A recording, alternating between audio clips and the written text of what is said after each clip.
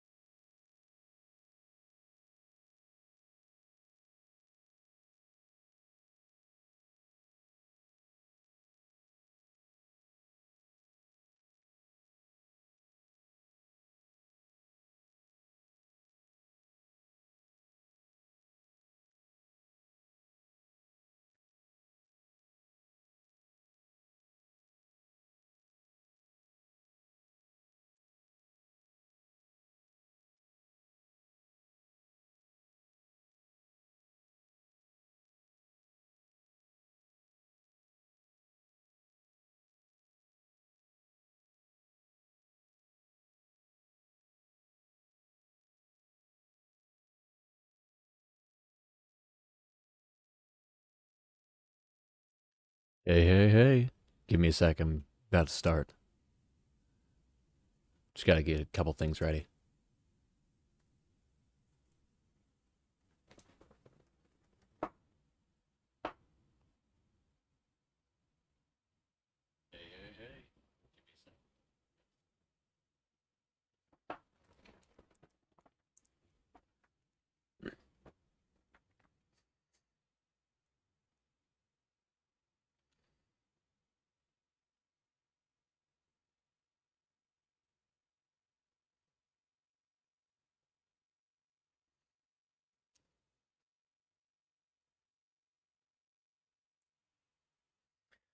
All right, how's it going?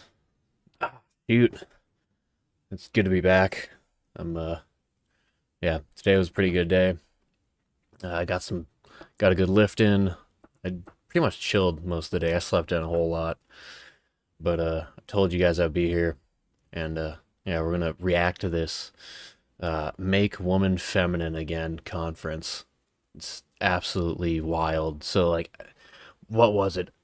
I've seen this video circle around Instagram and TikTok and a few other places, and it's this lady. She's standing on the stage, and it's like big old American flag behind her, and she has this one statistic that she lists, and she says that um, that there's this statistic of mothers who, like single mothers, their children have, it's like a much higher likelihood of going to prison, like, I think dropping out of high school, stuff like that. And then she says, like, I don't know how to put this eloquently, but here goes. And she's like, for those kids who are in dual parent households, they have like their likelihood of increases or like decreases of going to prison, all those negative outcomes, but they have the same statistical likelihood of kids who just have their fathers. And so it's like, so I mean, she's essentially alluding to that, like the solution to having the solution to all the issues of high crime and high school dropout rates. One of the solutions in this multifaceted equation is keeping fathers in the homes, because the role of the father is essentially akin to the structuring of the family, and it keeps it like everyone has their. He's the one who essentially keeps frame. He established the boundaries, and he is the law and order in the family. And the mom doesn't play that role. She's not supposed to, and she's not built for that. So it's. I saw that clip and I was like, I have to find this video. So I found the video, and it turns out they had this in 2022.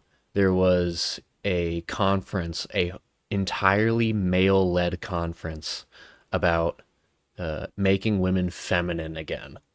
So of course that pisses all the right people off, and so we're gonna watch it. I haven't seen it yet, but it's like, what is it, an hour and 10 minutes long? So we're planning on going through the whole thing, but I'll try not to stop and pause, and but I want to listen to what this lady has to say, because it seems like she's super, like, she seems very feminine, but it's like super based in reality, like knows what she's talking about. And it's kind of hilarious. She was brought in by all these guys saying, hey, teach us on femininity. I'm pretty sure she was the only female speaker at this event. So yeah, we're gonna have to check this out. But yeah, I mean, it's yeah, been getting ready for that today. I was supposed to go to Costco, but never really did. I'm probably gonna go tomorrow, which is fine. I mean, this weekend was supposed to be like super chill. I've been working a lot. Training has been tough. It's just been tough. But I'm getting ready for nationals in September. So I mean, I got like 9-10 months.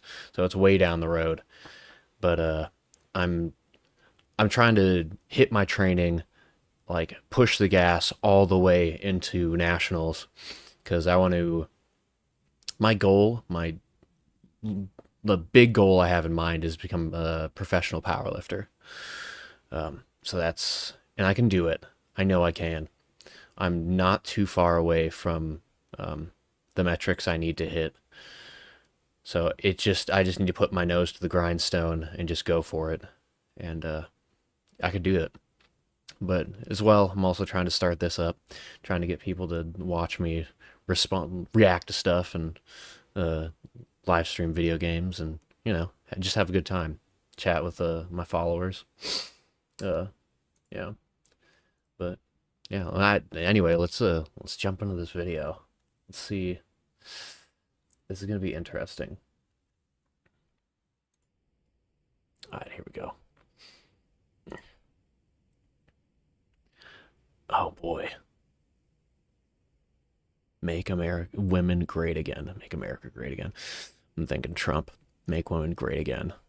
And they got, is that a make women great again hat? How can I get that? I need that hat. Okay. Anyway, here, let's go. We could win this war. We can win this war?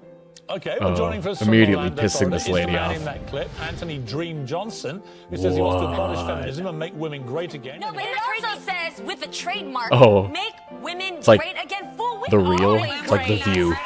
Make women great again. They're going to do a 3-day seminar for women led by all men. In mansplaining news, a 3-day conference Wow. for women led by men hopes to make women. Okay. I just have to stop and make this observation real quick. it's hilarious to see like all the women, like it's obvious this is kind of like I don't know if they did this intention. I mean, they definitely did the all male thing intentionally. I don't know if they did it just as like a gag or just kind of for laughs. Because, I mean, I'm sure they could find chicks. I mean, like the lady we're going to listen to. They could find ladies who agree with their point of view. But I'm pretty sure they did this. It was like a publicity thing. And it pisses off. Like, all the guys in this are, like, laughing hysterically because they see the humor in this. Because, yeah, but, like, all the ladies, like the View panel or whatever the show that was shown, they get all pissed off and they have their hissy fits and whatever. But the guys, they're just like, this is kind of hilarious. Even the guy sitting with his wife right in that last clip, he was just kind of like, this is kind of funny. But his wife is not having it. Women great again. How the 22 convention will make you the greatest you ever. It's kinda Raise your loud. Let me turn it femininity down. by 500%. First of all, how is a man supposed to tell a woman how to be the ultimate woman? Raise it by 500%. That's such a manly thing to do. Just objective Well, women need to reality. be taught how to be great again. Not my words. Yes. How to land a husband. How to That's a lose good thing. weight, how to That's a good pump thing. Out a bunch of kids. That's a very good thing. Men think they need to fix the problems of women. Well, it says That's the society's world's problems. ultimate It's not man for just women. yours. Orlando, Florida, that's going to be the scene of the crime. It's mansplaining palooza. And say no to the toxic bullying feminist dogma. Taught by men to make women great again. Well, they obviously need some help. Taking So, the stage yes. now is the founder of the 22 convention. You're in for a treat, Mr. He looks like Harry Potter, Daniel Radcliffe. Anthony Dream The Johnson. first president of the manosphere. It's Oh, run boy. by all men, which promises That's to wild. quote, Okay. make women great again. This course is guaranteed to raise your femininity By 500%. Yeah. Because us Together, men, We will make women great again. because us men, we live in objective fact and Excuse me, reality. I'm mansplaining here. She said there's nothing wrong. This is going to be great. Welcome back to the 22 convention, Make Women Great Again 2020 of Orlando, Florida, being held for the first time ever at 21 Summit. This is the final speech of the first ever 22 convention to begin the campaign of making women great again. I know y'all played for mansplaining. This is the mansplaining event of the century, but you're about to get a bonus session, big helping, of woman-splaining. Ooh. I got for you next one of the finest woman-splainers in the world. I've tried to push this term on the whatever Anti-feminist podcast. YouTuber, Woman one and splaining. only, the great Jennifer Molesky. All right. Yeah. See. Okay. Hello, everyone. So, how many of you suspected that I would be speaking? There was one. Yeah. Okay. There was one woman that asked in the beginning, "Do you think there'll ever be a day that you'll speak?" I'm like, I don't know. but I did know. When I was Okay, just like immediate thoughts. I'm not going to pause throughout the whole thing, but just like immediate thoughts, just from seeing her like walk up onto the stage, just how she carries herself, it's very feminine. Like she's confident.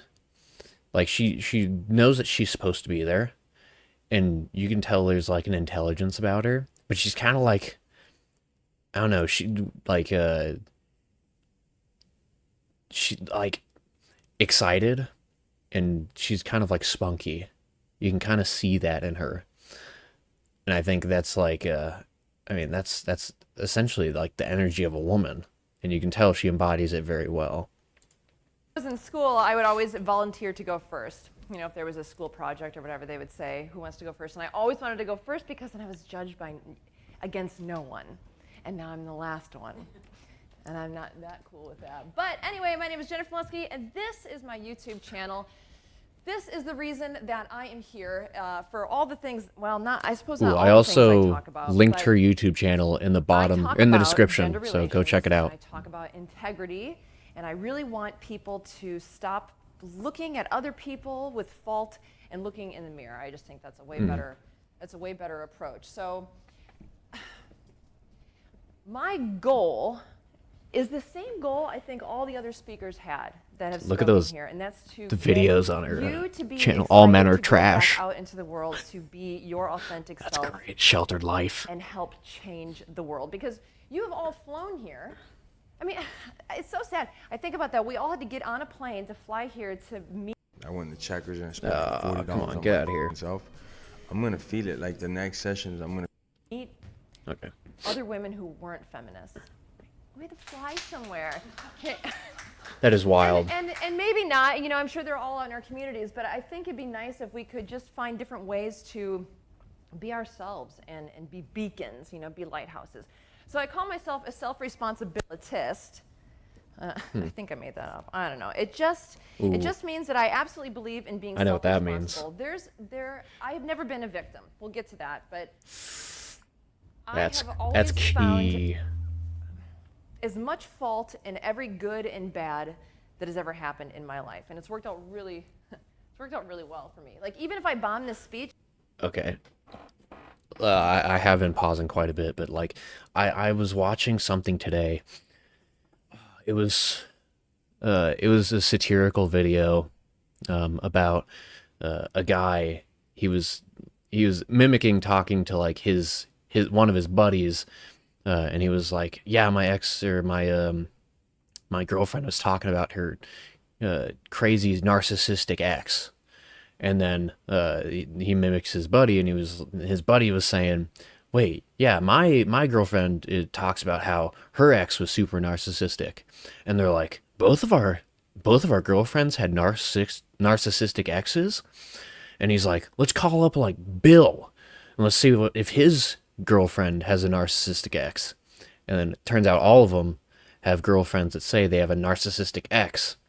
And the point of the video is to show that women will oftentimes label their exes as narcissistic or controlling or whatever adjective they want to use, so they can absolve themselves of any responsibility for how the relationship turned out. It's all this narcissist's fault. It's not my fault. It's all this narcissist's fault.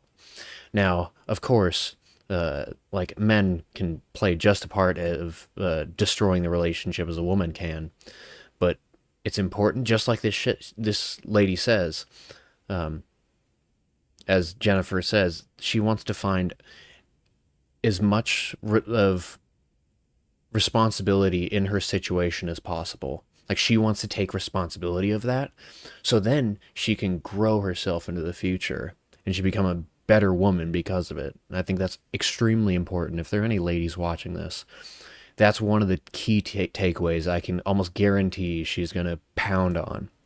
And that's something that will make you stand out to a man, is if you can take responsibility for the wrongs you have done in the past and allow that to impact how you react in the future. There'll be some people who'll be like, well, the lighting, and it was pretty humid. No, it's 100% me. Now, when I was a little girl, like probably 8 years old, I went to Kmart with my grandma. Every Friday, my grandma would pick me up and we'd go have a hot fudge sundae, and it was really a fun thing.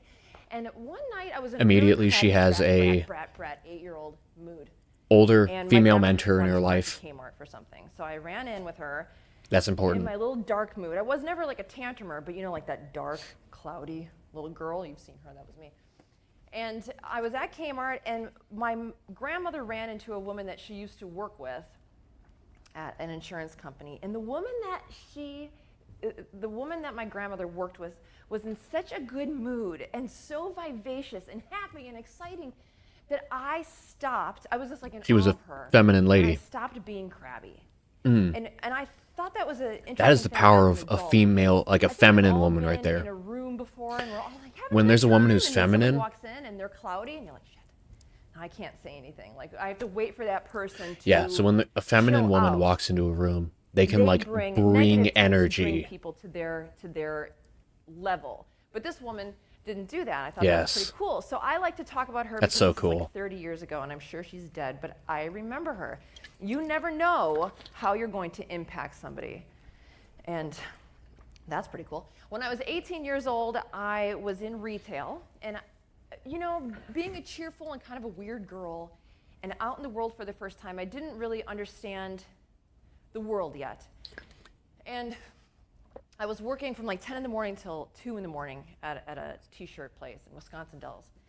And I would deal with a lot of different people. And I found that women could try to like get free shit, from me or get discounts, but men would sometimes be a little creepy. And I mean that they would test their boundaries. Like if I say this, what's her reaction? Okay, now if I say this creepy thing, what's her reaction? And I didn't know how to handle that at all. Yeah, to be honest, men can be creeps. That's like, I don't push back against that. That's true. That doesn't deal with that at all. And there was 2 women, one woman from Israel named Ricky, and then my mother. Those are the 2 women who both vivacious, really funny, beautiful, feminine, but no one messed with them. No one. See, older female mentors. Okay, I'm going to try this out. So when a creeper would come in, and I'd be like in a good mood, and they would start to be creepy, I would take Jennifer Molesky off, and I would put on a mask, and then I'd like peace out, and I'd hide, and just like watch what Jennifer Molesky was going to do with this mask on. Oh, are they gone yet? And I did that. I had to do that for a year until one day I stopped taking the masks off, and then I was just Jennifer Molesky, and nobody messed with me anymore. And I fake it till you make it. Self-responsibility, which means she was working on herself. I'm a very anti-victim. Good. Had I not had resources to victim mentality is like the death of from other people. I've been thinking growth. a lot about the unimaginable Goodness gracious. situations families in Afghanistan, Syria, and who were self-responsible and acting in a way that I could respect. I may have considered myself a victim at some point, but I'm not. I'm not a victim. And I don't think there's many true victims. I think that children can be victims, animals can be victims, and elderly. And I understand that bad things happen to adults. But I think even if you can just take 2% blame, like what, just 2%, or start with 1%, and then you can go to 2%, and then you can start to see, but that's so empowering. It's so empowering to be able to find any way that you can change your life for the positive. I could agree with that. And then I say that I'm a feminism apostate. Well, that's not true. That's a lie. I was never really a feminist. Okay, good. Doesn't sound like it. I'm not going to take it down just because I like to live with my mistakes, and I put that there in the beginning, and that's what I'm going to stick with. Okay. But I well, yeah, feel because kind of obviously wasn't a fortunate because I never feminist really apostate. had the opportunity to become a Because feminist. she had sounds like she had a good mom, grandmother, So that's actually, I think, aunt, good like for me because all I grew up in a time positive at female role school models. where boys were here and they were gross, and girls were here and we were gross. And we would come together sometimes to do competition, but mostly we just left each other alone. And then in high school, there was a memo that came out that those rules were wrong and you could start kissing. And then everybody started kissing, and that was that. So that's what happened with feminists. So I was never a feminist. But schools have changed. I never got that memo. I moved to recently, Africa for high school. Offered my time up to my subscribers for 1 hour. I said, if anyone feels like I could help them, I will talk to you for an hour. And I talked to a man in India, and he was having a hard time with the feminist agenda in India. That's wild. And his daughter, It's already gotten over there. Age 9 to 12 years old. But she came home from school. There was a mother and a father and a brother and a girl. And one night they're having dinner, and the little girl said something to the effect of, women can do anything better than a man. No. And the father was like, well, tell me more about that. And she's like, well, it's just at school. I mean, everybody knows that a woman can do things better than a man, and girls are better than boys. And so he had to go through this whole thing. Like, can you tell me how your mom is better than me? She's like, well, not you, Dad. You're really cool. See, there you go. And then he wanted to say, what about your brother? But that was a losing battle because the brother is the worst person in the world, according to her. So then, he went on to grandpa and uncle and the men. And she, at the end, said, I guess it's wrong. That is extremely feminism important. Is a big thing. When you're raising your kids, like, continue to give them examples of positive male role models. This is how you should see that men. that is in some These elementary positive school role right models. now. Know your A to Z. That's super important. Prevent violence against women. I don't have any problem with that. But we're talking elementary school. Challenge gender stereotypes and promote respect. A, ask women about their experiences of sexism and harassment. Really? That's what we want to do In a when you're in elementary 5th grade? school? Okay, so here I'm thinking about this. What if you said ask That's men about insane. their experiences of sexism and harassment? Oh, it doesn't exist. So what's going on? Like, how have you been sexually harassed? You'd be like, What does that mean? I guess I don't know, but I guess I have. Yeah, I mean that time that Claire said that your butt stunk and whatever. Like that's harassment. So if we switch any of these. Jeez, yeah, that's. We'd be in an uproar. Believe reports of violence and sexual assault. Offer support, not suspicion. What? Okay. So we're teaching women to believe that. Well, what about when someone says something about when you my husband? ask a child one of those questions. Or your husband, or your dad. There's a point I want to make right here. When you ask a child a question like this, so like, what have you experienced? Which of your experience has caused you, like, oh gosh, what is the question I'm trying to ask? How have you experienced sexual harassment from the boys in your class? It imposes a reality by asking the question that there has been sexual harassment from these boys. Therefore, I need you to start interpreting your life through that lens. And it programs them from a very young age to assume that when men or boys or men interact with them, that there is some kind of undertone of sexual harassment. And that's not something we should be teaching our kids. It's the same with the certain agendas being pushed in our society. It's not healthy to instill that in the mind of a child. Of course, sometimes there are extreme situations where children are exposed to terrible things, and those need to be dealt with. And they should have a strong father to help them with that. But those examples are few and far between, and we shouldn't be teaching our children that they should expect sexist treatment from every boy in their class. I think that's just absurd. And it teaches them to be victims. Like you said, you're not a victim. Own responsibility. Teach your children to own responsibility for their actions, and show them a path to growth. And that's where we'll see real actionable change in our society. I think we have a pretty good country where we try to get to the bottom of things. But if you're a little kid, you're learning that it's just women. And then here, find a way to support women's choices, whatever they are.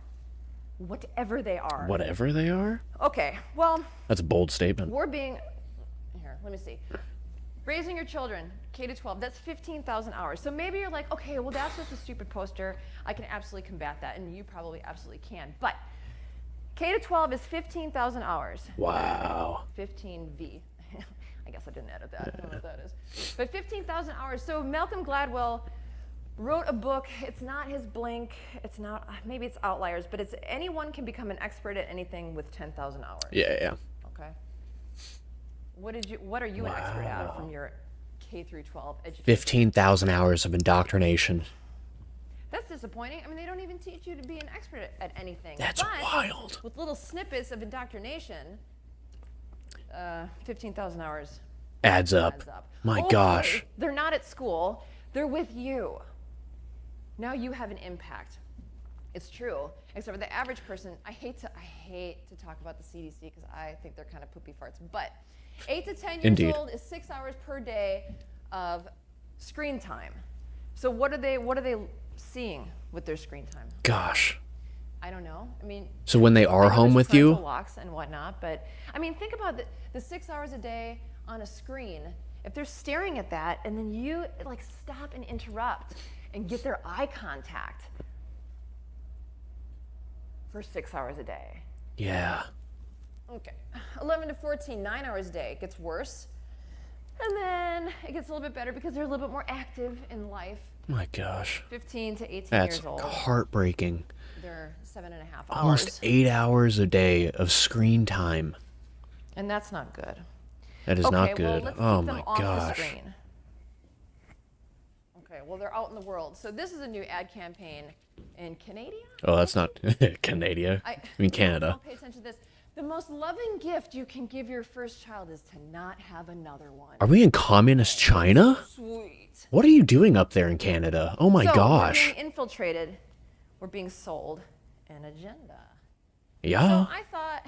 That's crazy. Thinking about the that's Asian actually an guy. ad that's run in Canada. Speech and my life and everything. You guys, we just need to take that country as the 51st state. We just need to invade it and take it over. Google's smart. Because that is There's no unacceptable. agenda behind them. They're just fair and it's all equality. So I went to Google and Pushing I a said, one China how policy can in parents Canada. Fight feminism.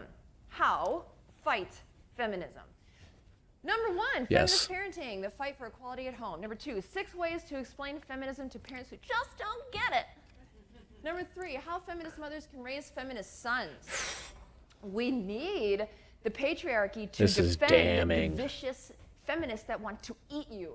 That's not how it works. Yeah, feminism needs the patriarchy to enforce their agenda, which is hilarious. Number 5, gender equality starts at home. 7 tips for raising feminists. 6, a feminist guide to raising boys. Number 7, This is want to be a ridiculous. feminist parent? 4 goals to consider. How to raise a feminist child when your family doesn't like your feminism. And feminists They're have got correct. to fight for family values. Let's Okay, murder so feminism. This is the insane.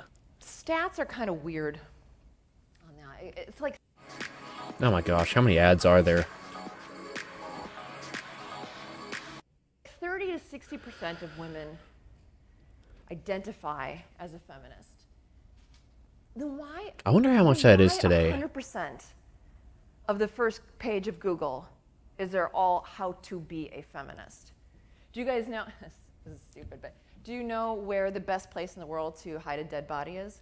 Second page of Google. Second page of Google.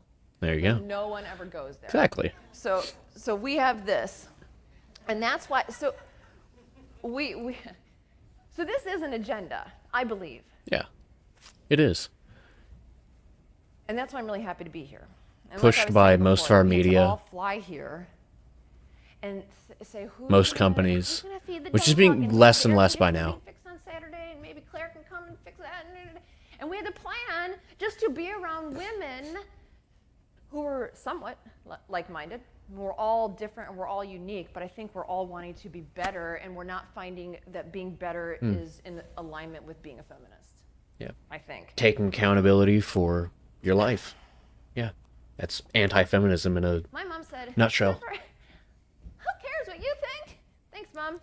And you might be wondering that too. A year and a half ago That's when I great. started my YouTube channel, I said, "Mom, I think I'm going to start this YouTube channel." And she said, "I love you, but who cares what you think?" And Fair. I think that's very fair. But I said to her, "Mom, unfortunately, I really think there's a niche here. I don't think there's enough women speaking up Yes, we need you women out there. for women Exactly. in a different way." She's like, "Okay, well, good luck." And but I just wanted to be a role model, a beacon, an example. You know, I mean, I always think of the Kardashians. I rip on them a lot. I wish they knew that, so they would be like, "I hate Jennifer Molesky," so everyone would come over and be like, "Who's Jennifer Molesky?" But Yes. so far that hasn't worked. But I think of the Great. Kardashians and the women who are just in plain vicious with their sexuality, and that's the only way to get the attention. But it works. I'm talking about them. It works. So, lucky for me, women email me because of this. No, not my mom had me, so thanks, Mom. Yeah. So thanks to her, but my YouTube channel, and women email me saying, thank you for saying something, because I can't find anyone who thinks like I do. And then men email me and say, you give me hope that there's other women out there. And there are. But they are I few and can't far find between. anymore. It is not fun out there. But It is there not are fun good out there. people, and I think there's more on the way every day. What, I think someone had a so. speech up here, like every day a woman is going from 25 to 26, and there we go, everyone's getting older. But I also think with that, everyone is getting a little bit wiser every day. Every day we want to be better. And I don't know if I have this in my speech, but Yeah. I think America is just becoming feminists to us is less and less enchanted by the feminist agenda. I was driving I think that's- years ago. it is- I went to I think work, that's a fact. 56 minutes it took me to get to work. I got in my car to go to work, and I was against guns. And I got in my car, and on the way home, This is gonna be there was a interesting. man speaking, and he was pro-guns, and he gave all these facts about guns. And he never called me an asshole. He didn't say I didn't care. He didn't say I was stupid. Okay. So I was like, okay, I'm going to listen to this guy. And then fact, fact, fact, kindness, kindness. And he said, you know, I think the thing that everyone is forgetting is the people who are pro-guns and the people who are anti-guns want safety. Everyone wants the same thing. Now, I think that there are feminists out there who actually want to destroy everything, but I think there's a lot of people who are like, I'm a feminist too, because girl Zombie. power and whatnot. Yeah. So I Most think that there's feminists are one like thing, that. Let the men be vicious to women. But as a woman, I think the best way for us to win any hearts, because we're not hating women. I really want women to be happy, and I really believe in family. So I can't say anything really bad about feminists. I have to be somewhat open to them because I have to be able to engage. Yes. The point she's getting at right here is super important. It's how I take. So whenever I go on the Whatever podcast, this is my point of view when I go in there. I want to be kind and charitable and compassionate to people that I obviously will have very little to agree upon in those subjects, in the subject of dating and feminism or whatever comes up. But when you talk to somebody who is diametrically opposed to your worldview, you have to treat them with respect so they will start to listen to you. So this lady, Jennifer, when she totally disagreed with gun ownership, a man was kind, compassionate. We're on the same team. We want safety. But I'm going to show you the facts of gun control and how actually by having more guns in the general population, less gun-free zones, it is actually safer. And here are the statistics to show it. I mean, 95% of school shootings happen in gun-free zones. 95% of mass shootings happen in gun-free zones. So only 5% do. Maybe it's because the shooters know, hey, I don't want to be stopped right away, so I'm going to go somewhere where there aren't going to be any guns. So I can delay the guys with guns that are going to have to come in and save the situation. So they are given, so you're compassionate and kind, and then you give them facts, because all of a sudden their mind is now open, because this person that's talking to me doesn't hate me, but they have a different point of view from me? How can that be? When someone has a different point of view from me, I generally hate them, but this guy doesn't hate me, I'm going to give them the time of day to speak. And that's what I've seen in my Whatever podcast appearances. These ladies, they're like, this guy disagrees with me, but he treats me with love and respect. I've never seen this before. I'm going to listen to him. And that's generally where I've seen them take what I'm saying and actually seem like they're listening to it. I think that's extremely important. That's what she's trying to get across right here. And to push against the feminist agenda, or just any evil agenda in general, you have to come at it from kindness and compassion. Which actually, I'm no different than you, but we're totally different. So Yes. This is how, my YouTube channel is how I express myself. I don't know how you uniquely, I think there's an idea in everyone's head right now of what they want to do when they go home. Maybe. Sleep and eat. And I just would want you to express that. Maybe play some video games. Okay, I don't know. how are we going to fight I'm a this? simple man. I don't necessarily need to talk about this, but there's something called the trivium. It's a classical education system. And it goes like this. The trivium is grammar, logic, rhetoric. So if I had a book for everyone here, it was a medical book, okay, and I said, reach under your seat and pick it up and turn to page 184. Read it, think about it, and tell me what you read. Unless you're in the medical profession, no one here would be able to do that. Yeah. Because you don't understand the words. And that's the grammar. So when you learn something, if you're going to be an autodidact, which means that you are interested in something and you propel your own learning due to the multiple resources that we have, you would have to learn all the grammar. You'd have to learn all the definitions. And that takes a long time. Have you ever done something stupid like me and I look up a definition and there's a word in the definition? I do that this don't know, all so the I have to go time. and, like, dig even further. It's kind of a pain to learn things, but it's surely worth it. I look So up a simple you have the definition. grammar, I and end then up in once like you a have the grammar, you can understand. 3-hour Oh, okay, I rabbit get hole that. Maybe I don't figuring agree, out but what I understand. anti-establishmentism is. Is when you I don't can know. say it convincingly to everyone here.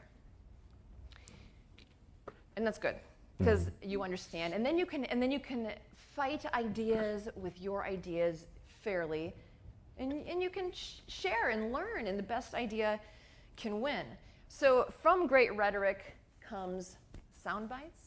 So here's some sound bites of feminism. I went, and it's like before the Women's March, you can go, and you write on your poster all your feminist mantras. There's 150 of them. You can take these, she says. Men of quality do not fear equality. I don't disagree. Yeah. That sounds good to me. Men of quality do not fear equality. Yeah. But then we go on to the future is female. Hey, wait a minute. I thought it was all equal. Yeah. The future That's not an is equal feminist. statement. Hey, wait a minute. Contradictions. Our voices Feminists are the kings of contradiction. Well, Conference? queens of contradiction. Let's get that right. Feminism. Let's take up more space. Why?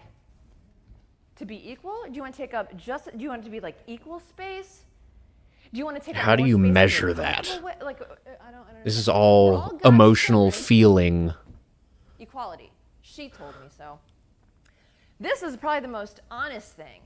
Tell me or ask me about my feminist agenda. Because there is an And agenda. This is stupid and funny because Yeah. if you tell some Both. feminists that there's an agenda, they'll say no. We just want equality. Yeah. Well, where are we not equality? And then they'll give a pay gap, perhaps. Try to Which battle doesn't that. exist. There's not a lot of facts they have. Agreed. Yes. But there is a feminist agenda. Now here, I wrote down some other ones. Here's some other quips. Nasty women unite. Okay, well that's Seeing my car for the first time, I knew I needed to have it. It needed. actually probably just as honest as asking me about my feminist agenda. Okay, so what if you're not nasty? No uterus, no opinion. I hate that. That's such crap. I get that from men in my comment section. If you're not a man, you cannot talk about men. Really? Come on. Yeah. If you're not black, you can't talk about blacks. If you're not Hispanic, you can't talk about that. If you're not an engineer, you can't talk about that. Okay, so what I talk about feminism and waitressing, which I'd be okay with actually, but I'd like to be able to talk about more things. Yeah. Open arms. You should be able to have an open minds, opinion. Open yours. Okay, I gotta fix my but- hat.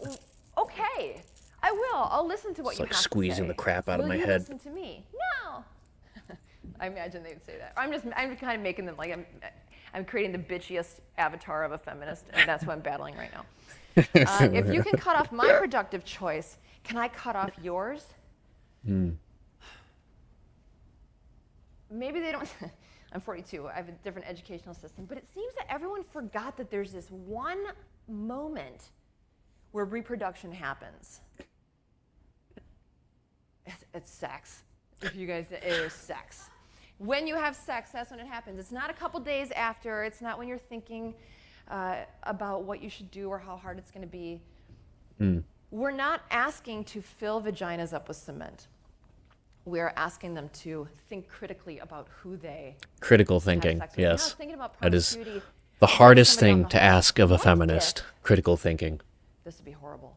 What if men and women, when they had sex with somebody out of wedlock, they had to tattoo their name on their body? Ooh, I'd be for this. No one will go to the beach anymore, except for the whores, and the players. But that would be interesting. You know what else? Bart, thank you for everything. He said to me, no, he didn't say to me. We were talking about sex dolls, and that some people use sex dolls, and you can have a blonde, and you can have brunette, and if you don't have enough money for a redhead, you'll just use your friends. And I thought, bleh, that sounds so gross, except for that's promiscuity. That's how people treat each other today. Shower, we have new cells and stuff, but we're better than dolls. So People should not be one-time use. Yes. Okay. The future is female. This one is close to my heart because I don't have any children. And if I was a man in this reverse situation, I'd be called a beta cuck because my husband has full custody of his beautiful daughter. So I get to have the honor of thinking about and concentrating on raising a child. Raising a child to be an adult, so when she is old enough, she can go off into the world and be smart and amazing. So she came home after spending time with her mother, and she knows that I like her to journal. She's 7. I like her to write about her dreams and her goals in the morning. She's like, oh, I got a new diary. Do you want to see it? And I said, yes, I want to see it. So she came out, and it said, I'm a little feminist. Oh my gosh. No, you're not. Okay. And then I opened it up, and it said, the future is female. So I said, getting this from her biological mom. You know, I'm looking at my husband right now. Did you see this? Poor guy. No. Can I talk to her about this? Yes. Okay. Ooh, that right there was so important. She recognizes her husband as the leader of the household, keeps him apprised of what goes on in his household so he can properly govern. Ladies, this is your job. Like, yes, you're working with your husband, but he is the leader. So you should give him the opportunity to speak into these issues. And he should know, if he's a good man, he should know when your expertise is needed. But you should still ask for his opinion, because his opinion matters, because he leads the relationship. And what she did was, like, that is textbook. That is perfect playmaking right there. That's so important, and she understands the importance of this leadership, submissive leadership, and then follower dynamic. And it seems like she has that in this scenario specifically. I'm sure she doesn't do it perfectly all the time. Young lady, you don't even know what a feminist is. So I'm not going to go into that, but I'm slowly going to try to tempt you out of feminism as you grow up. But when you get older, you're going to have to decide for yourself. But the future is female. Okay, let's talk about your dad. Do you love your dad? I love my dad so much. Okay, so why do you love your dad? Because he's a dude. What does he do? Well, he provides, and he leads in the prayer, and he's funny, and he's really good at tables, and he goes on bike rides, and he wrestles, and okay, great. Sounds like a great dad. And then we went through all the men in our life. Are they good? Yeah, they're great. Okay, well, what about your mom? Yeah, she's awesome. Okay, why? Well, she teaches me and she cooks. And okay, what about Jennifer? And what about all the women? I said, and she wants to be grown up so much. I said, when you're a big girl, do you want to just hang out with women? She's like, no. I'm like, me neither. Exactly. Do you want a husband one day? Yeah. Do you want your dad to be around? Yes. So we added male and. So now it says the future is male and female. That's important. We have to fight against this. We do. If you don't raise your children, one day you'll have to fight them. That is a great statement. If you don't raise your children, one day you will have to fight them. I think we have to catch children. I know this, it almost sounds culty, but minds are malleable at any age. But we have to, I think, catch children and just raise them with logic and nurturing. And I think they'll come out ahead. I agree with that statement. Honorable conversations cannot be had with someone who's hysterical. I think that most feminists are pretty hysterical. Yeah. Men and women.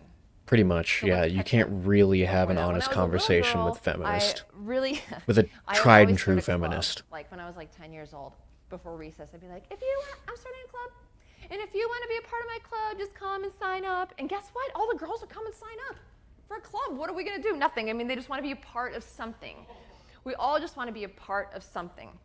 So I think of feminism, you know, it's just a thing that That is women the adult do. It's version a of club. a It's female sisterhood. club. I have no problem with that, but it's kind of, no, it is toxic. I think of Yeah. gangs for men, well, and women. Feminism is the female gang. Maybe it is a gang. So how do we... Oh, there you go. How do we catch that before? Well, it was difficult because, like I said, I always like to go first with a speech because every speech that we heard, I looked at my husband and was like, I'm going to talk about that. I'm going to talk about that. I'm going to talk about that. I'm going to talk. So everyone that spoke is probably like, what a poacher who talked about that. But it's not. I really came up with this a while ago. So my idea is to keep families intact. Girls with no fathers in the home. Revolutionary idea. Okay, fine, that sucks. But also, women with low self-esteem are more promiscuous. Girls with high self-esteem don't have, you know, sex. Boys with high self-esteem have more sex, but hopefully they're covering that over there. Yeah. No father families more likely to be victims of abuse, especially with single mothers. Single mothers men just tend to be more predatorial. But either way, there's violence and abuse. And this is sexual and physical. We know this. Children with high BMI more often come from fatherless homes. Here's something interesting. Say that word, I can't say it. Authoritarian. Thank you. Fathers have the fittest children. Ooh. I thought that was kind of cool. If you don't want fat children to grow up to be fat people, keep the fathers in the homes. That was really interesting to me. The more opportunities a child has to interact with... Did you know the average American spends $13 per meal for lunch? We've all been misled. You think you... Biological father, the less likely they are to commit a crime or have contact with the juvenile justice system. Okay, another way to say that is men and women who are incarcerated, the population of the prisons mostly encompass fatherless homes. Now, here's something that no one else has mentioned, which I think is cool, and I don't really say this eloquently. If a man and wife raise a child, they're less likely to end up in jail, but they have the same statistical chance as children raised by just their father. Oof. So if we want to keep children, adults, out of prison, mother, father, or just father. Well, we don't want to hear just father, so let's try to keep the families intact. I think that just seems better. And the other thing I would say, that pisses off a lot of people. If you, and I didn't know if I was going to talk about this or not either, but if you get a divorce, the kids should go to the father. You're going to have to live and die with it. And I don't want you to, at the end of your 5 minutes, to realize that you took advantage of a system. Yeah. Like, I understand that you can get a lot of money, but you don't have to do that. I just want you to have integrity. I have a video called, has far too views. I feel like all my really interesting videos have low views and all of my contentious ones have high views, but of course that's it. Yeah, that's of course. the way it goes. But it's called Deathbed Meditations. And I did this thing once. I feel like there's two types of fantasies. There's the ones that you create, like when you're a girl and you go out with a guy, or a guy goes out with a woman and they're like, oh, I think this could be something. I think I'm going to take him on a picnic, and then maybe the picnic will go good. Okay, I'll make that sandwich that I really like. And I'll do it. You know what I mean? It's like a fantasy that you create. And then there's the ones that are like, I thank God no one can get into my head. I had no idea where that thought came from. But I did this purposeful fantasy of dying. And I started naming it in my deathbed meditation. So I'd lay in bed, and I would force myself to be on like my deathbed. So I have 3 minutes, 2 minutes, 1 minute, dead. And the first time I did it, it was so impactful. I felt my family was around me in my fantasy. And I was like clawing to stay alive. And I don't know if anyone's read the book The Godfather. The book is better than the movie. I haven't read it. Right before he dies, he falls on his knees and he goes, life is beautiful, and then he dies because the existence is so beautiful. And in those moments of existence and importance, you realize what is important. It is God and family and life and light. So if you get a divorce, try to be nice. And if a woman that you know, especially for women, ladies, if you have a lady friend who's going to get a divorce, please help her not feel like a victim and manipulative and vicious. Ooh, this is really important. So essentially what she's getting at right here is on your deathbed, when you look, so say in your life you had a divorce or something like this happens to you, like terrible situation, and you put all of the blame upon somebody else, so your husband, and you take all of his money from him and you ruin his life on your deathbed. Is that something that you're going to be proud of? When you look back at your life, people are going to remember that moment and how you acted and reacted to the situation. Is that going to be a source of pride for you, or is it going to be a source of regret? I caused somebody else even more heartache in one of the worst situations you could possibly be in. And yeah, I think most people, if they honestly put themselves on their deathbed, I don't think they would be able to live with it. I think that's, in this idea, this feminist idea of not living with any regrets is key in understanding this. When someone says, I don't have any regrets, it's essentially saying, like, I don't take responsibility for anything that happened in my life, any negatives and any positives. Because if you don't take accountability for the negatives, then you're not taking accountability for the positives either. Everything just kind of happens to you, and you're just like I don't know, you're just like a leaf being swept away by the tide, and it's like you have no agency. And so take responsibility for your actions. You will have regrets, but it's because when you look at those regrets, you can grow and you become better because of that, and you can in the future not react in the same way that you did, so you can impact your life as well as those around you for the better. A good place to make decisions from. Okay. And please counsel her to share that time with her father, with their father, without a fight, because the children will grow up and they will not be pleased with mama. So how do we keep families intact? Okay, so when I do a video about relationships, they're always inspired from my husband. So I'll just like stare at my husband, and I love him so much that an idea will come to me, and then I feel like if it's noble or not to share with the world. So this one is, find a man who makes you feel fat and ugly. If you can do that, you're winning. So what I mean by that is, Hi, I'm Yeah, you should Sam qualify Dillon, that Director statement. of Humanitarian Action for the International Rescue Committee. Conflict? Poor guy. I told him too. I said to him one night, I'm like, you make me feel fat and ugly. He's like, oh my God, like, what have I done? You're so beautiful. No, this is good. I imagine, like, I look at him and I love him so much. I imagine if I was like really an obese, ghastly woman who's toothless, and then I found this man, I would do anything to keep him because he has options. So I want to please him. He makes me feel fat and ugly. I'm like, do you want a sandwich, or what? You want roast tonight? Do you want to go for a hike? What do you want to do? You know, like whatever you want to do. Oh boy, that is the kind of woman I'd love to be around. Do that for you. So, thank you. Always trying to do stuff with me. Like my most popular video is this. Working on the relationship. So this has a little over a checking in with me. That's like, oh yes. You can guess that word. No, it's funny because I only say that line once, but this video is very loved. Okay, so I do suggest everyone watch it. The role of women: be the home.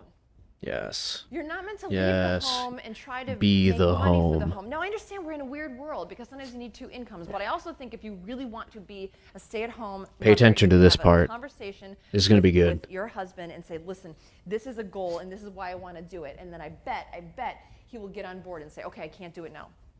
I can do it in a year. I can do it in 2 years. Like, that is a noble pursuit. Not always. But I wonder, I mean, it's worth a conversation. So be the home, don't compete, compliments. This is all stuff you've heard this weekend. Keep clean. I like this one. Keep clean the house, the children, Speech. your speech, Yes. and your intentions. Ooh, That is yes. your job. It's their job too. Listen, they're having conventions. They're talking about this. Offer yourself to your husband. Oh, sex. That's the It's worst so thing you could important. do. If there's anything Oh.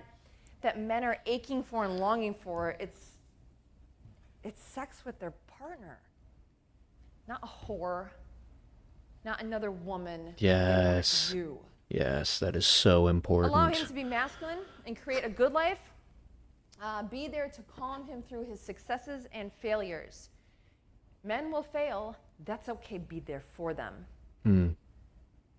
And when they're successful, yay! That's great. Now, what I When want I'm to share with you successful, about this is it's because we did it together, because my woman is the with me. reactions. So I have, I don't know, 20 or 30. And she helped me get to But I'm gonna where show I you the am. range of comments from Yes.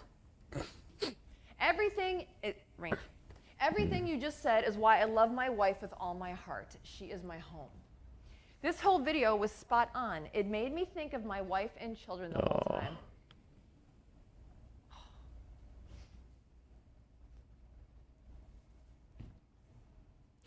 Wow.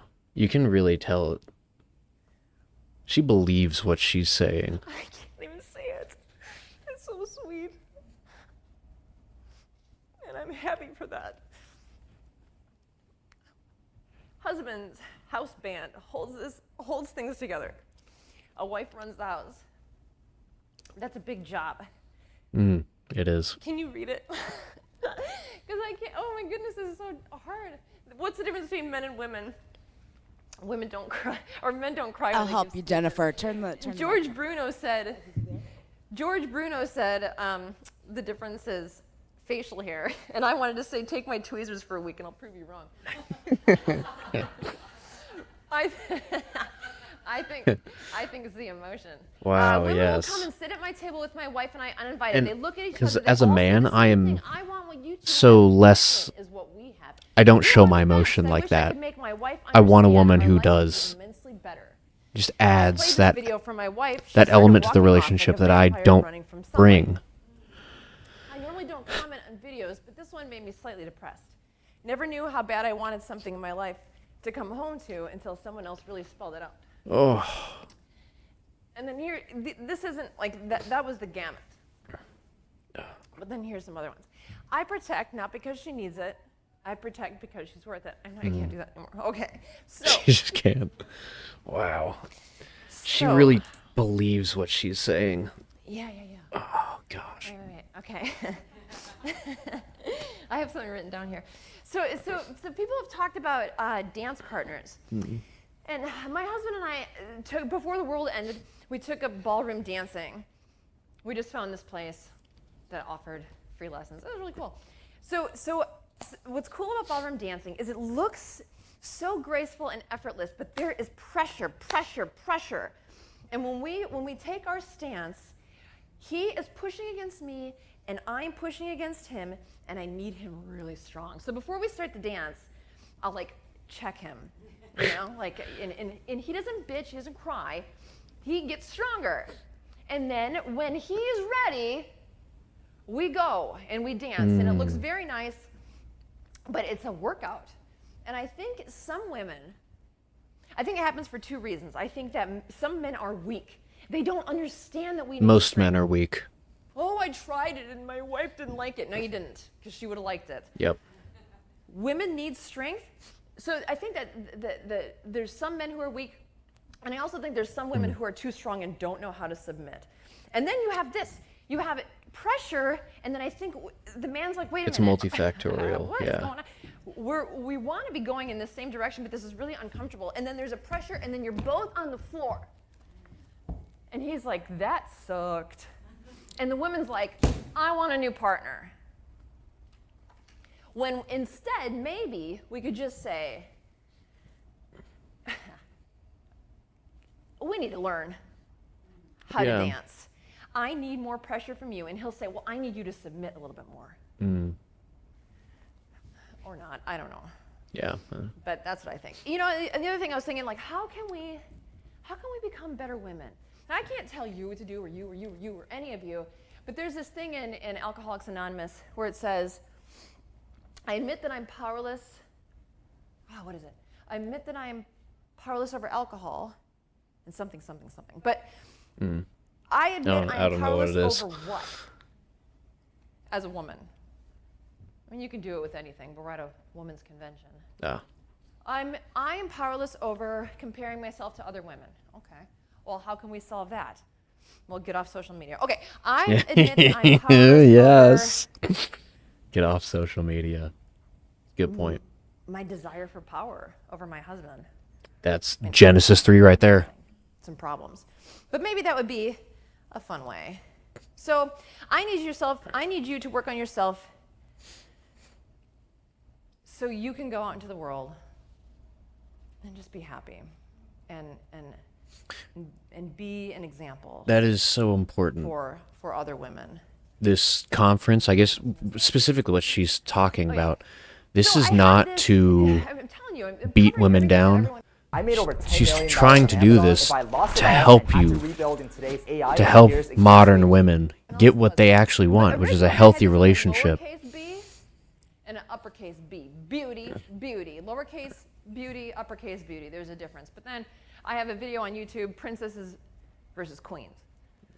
So I changed that. But it's beauty. I mean, there's grand beauty and there's simple beauty. I'll explain it. So I think of this. Princess, I tell my stepdaughter, you are a princess now. We are teaching you how to be a queen. Yes. When you go out into the world, I expect you to be a queen. Every girl can naturally be a princess. I think that's what she's trying to get at. And fitness, and that's great. Everyone should go on a hike and be mindful about their health. The food they take in, their body is getting pretty awesome. It feels good. Yeah, Finesse, naturally. Yeah. Flirting, being charming, but they're also demanding, and they're out to get and compete with other women. I actually have no problem with that. That's how life is. Yeah. But they forget that there should be an end to this. Like, you have this power as a little princess to get the best king you can and then grow up. So I think that princesses learn and gain from Facebook, Instagram, TikTok, public education, TVs, and movies. Yeah. That's how we learn how to be a princess. But what about a queen?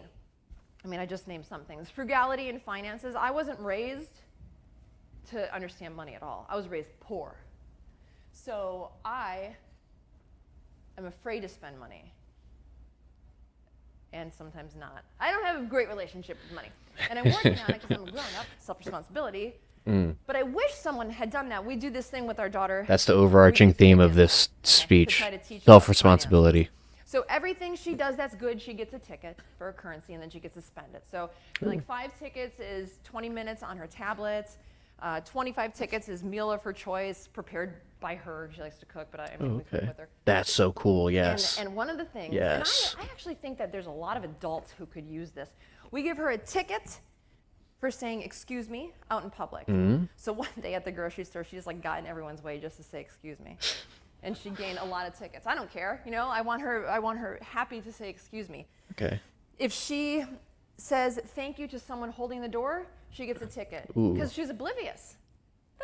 Well, she's fine. She's 7. Trying to she's beat the oblivious. princess like the princess tendency out of and her. You have to be a teaching her how to be a person queen. Get something, and then you can spend it. But you have to be right. If she gives a compliment, she gets 2 tickets. No, 3 tickets. So it's really cute to watch her because she used to be really shy about it. But she went up to a woman. She's like, I really like your shoes. And the woman's like, oh, thank you. But she has no social skills, so she just stood there staring at her. I was like, I'm just going to let this plan out. Because they're really red and they're really shiny. Okay, great. Well, that's why I bought them. And then she comes up to me. She's like, I get my tickets. And I don't care. I want her. That's awesome. I want her civil.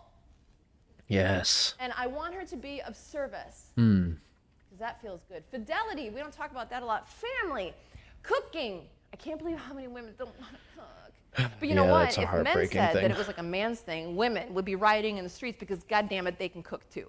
You know? It's so Think about the true. future, have fortitude to respect I mean, the man of the the best house chefs and in the world father, are men. to maintain the house if it's good. If it's not, make it better.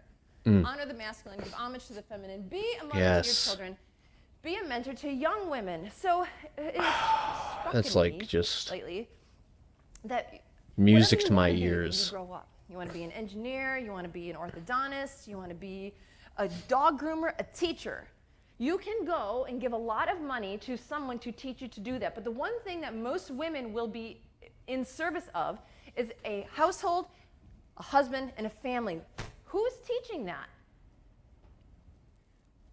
Only you. Only you can teach that. Princess versus queen. Princess, they can get that anywhere. Queen, Yeah. from a mother, from a mentor. That In is my so estimation, This is true. an opinion piece. But it's true. Oh yeah, I like this. Okay, so as I said to you, it would be really great, I think, if you went out into the world and did whatever you wanted to do. You know, be your unique self. But this little fence post, when you're strong with conviction, you just stand firm. Have any of you ever seen the video about the first follower? So, yeah, it's good, right? Okay, so the first, so every revolution, every party, everything needs a leader, but the other person that's so courageous is the first follower. So there's this video, I should have put it up, of this guy, and he's at this, it looks like a Woodstock, and it's a big grass field, and he is just like rocking, like the hardest dancing you've ever seen ever. He's just like, going for it, going for it. And then another person finally, after like 5 minutes of this dude dancing alone, he starts rocking with him, and then it's hundreds of people. Because you need that. I mean, no one wants to be by that crazy dude unless there's two crazy dudes. You know, and then it's not such a stupid thing after That's all. party. So when I think of a fence, okay, so you have the leader and then the first follower. And what is important from then on, and especially the third person, is now we're going to decide where our organization is going to be. So we have one person, two person. Are we going to create a force field of protection for this? Or are we I like this. We're going to have a first person and a second and a third, and we're all strong, and now we have a community. Okay. And now we're really, really strong. And we have the wherewithal and the intensity to keep the bad out, the evil, and the knowledge and That's why it's so important to stay strong in your convictions. And I've been thinking about mentorship because I want all of you and me to be a mentor. But I think honestly, that's sometimes honestly it's the not ready church. to That's be a supposed to mentor. be the So church. I think another thing that could be helpful is if you, I want to say demand, but if you would awaken the possibility of mentorship within another. Like, I want to be a good wife. So if I can find It's a a woman very who's been lofty married for a goal. long time and say, would you be, they do that in everything. You know, you have mentorship in business, and you want to stay sober, and you want to be right, and you want to do this, and I just got involved in the church.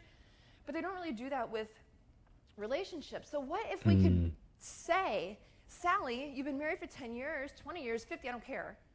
And your husband is really happy, you seem really happy. This is actually a Bible verse. Will you teach me? Older women are called to mentor the younger women in femininity. I bet they would do that. I'm trying to remember the reference for that. It's either, maybe it's in 1 Corinthians? I did. That's okay, I'm going to say it right now. I can't I remember. was itching to No, talk about there's the fashion Ephesians. and the No. what were they? Oh crap, I can't remember the reference. I'm going to keep guessing.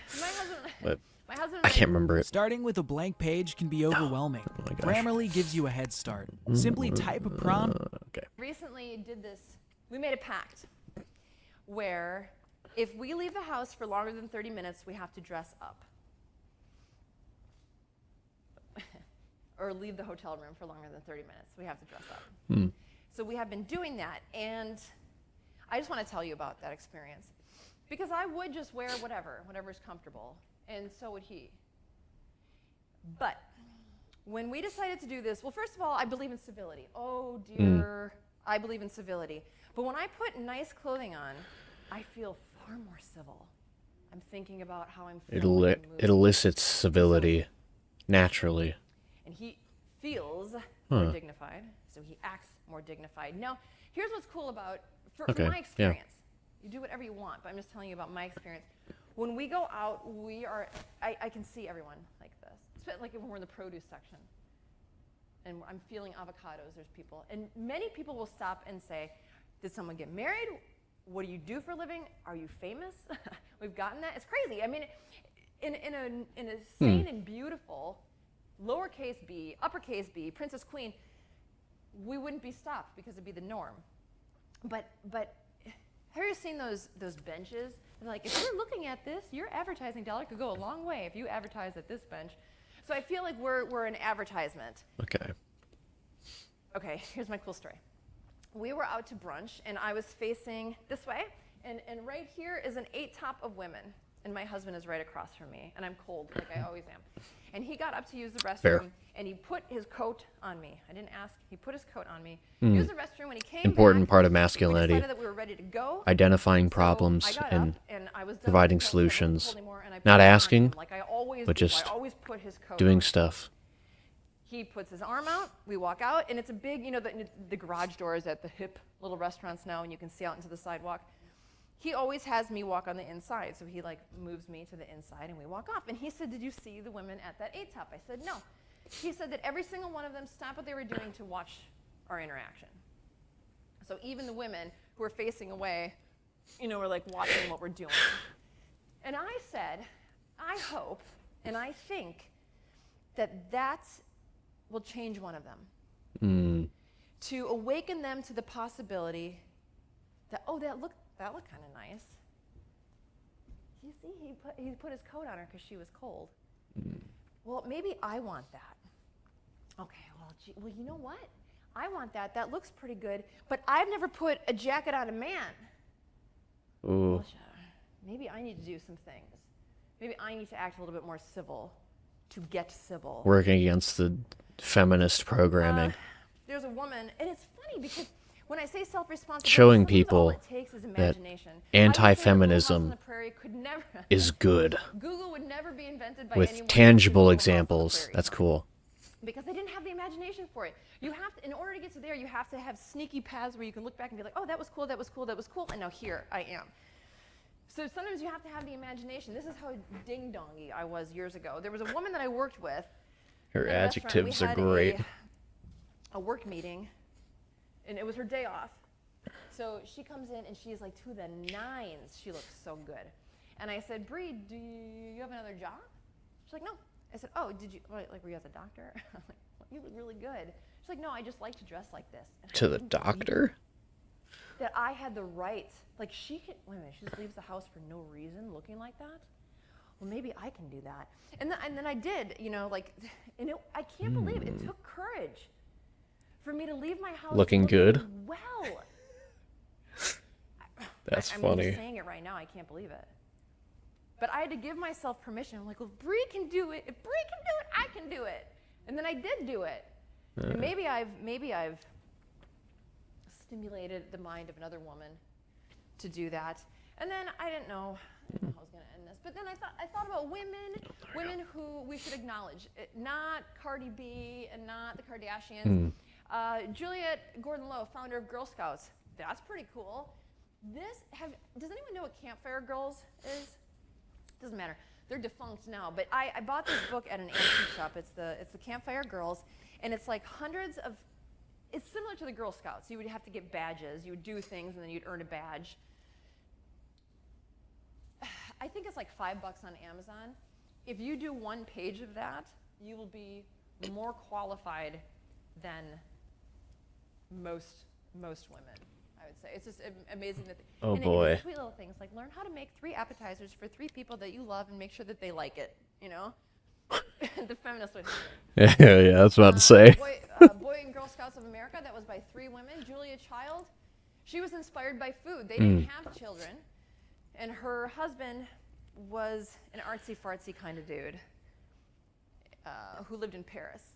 And she remembers like her first amazing, she had sole meunier oysters and fine wine. So she's like, I want to do this. So she went to Cordon Bleu and then trained with the finest chefs, and then started a little Turn up the volume. for, All right, let me see. for women to teach American women in Paris how to do French cooking. And then she got her TV show. And then she was concerned, in the 80s, I think, about the lack of education that children were getting about food. So she started this whole program where chefs, fine chefs would come in with farmers, and farmers would come in with their produce, and then the chefs would come in and they would teach children. Is that good? Cool. Let me know if I need to turn it up a little And more. there's like a Facebook, Moms Who Cook, Clean, Organize, and Chat. So these are some women who they were inspired by something and went into the world to be a mentor. Now, these are big mentors. I understand that this is Facebook and 16,500. Yeah, I think it's important that older women So find ways to mentor younger women. I think that's extremely important. You might not have the impact those ladies did, but I don't want women, and I don't want it's important that who are thinking, maybe I older don't want women feminism. I don't aspire want to them do that. To find All right, cool. All good. Good. YouTuber to have to come and fly and get on a plane to be here. I think if we could all have places in our community so they don't have to fly here, but also so we can bring more women here next year. It's kind of and that's all I have to say. Okay? No, still have 10 more minutes. Yeah, we can talk, or I have some stories. Bulldog said that I just want to relate to him because he said that high quality men want to be challenged by women, right? When we often think that we should just like be pleasing to them. Here's just a stupid story. When I was in my 20s, I was out. I'm very rarely approached by men, but this man approached me. We were at a bar, and you know what? This is really rude. This is a rude story, but I'm going to tell it anyway. He said like, "Hey, what are you doing here?" And I just pretended that I was. I ordered my Flex Pro meals yesterday. My food's already here. It was really, really dumb. And I said, "Oh, I'm just here with my friends, and we're having a good time." And I told him that my dream in life was to work for Hallmark, to write little pretty stories. So my parents made me go and get a paper science degree. And he's like, "Well, can I buy you a drink?" And I said to him, I wish your standards were higher. You know, because I wanted him to be like, "Girl, you are such a dingbat," but he didn't do that. So men and women both do that. Yeah, men just have entirely too low standards. Marxist feminist, when I was looking for memes, or whatever they're called, my Marxist feminist dialectic brings all the boys to the yard. And it had like this raging woman. And that's where I thought of, if we don't raise our children, we're going to have to fight them, because it was like boys and girls. That's how I see them. They're adults, fine. They're 18, they're 20, they're 50, but they're acting like children. Yes. Because they're untamed. Yeah, So most people. No one has raised them. Yeah, I think that's such an important point that she's hitting on right there. Most kids, or most people in general, are still children. Like, they never actually had somebody that raised them to be men and women. Like, those are things you have to teach children. You can't just be like, figure it out yourself. Because what they see on social media and movies and in schools and whatever, it's all how to be, how to get attention from other people and how to exploit other people for your own personal gain.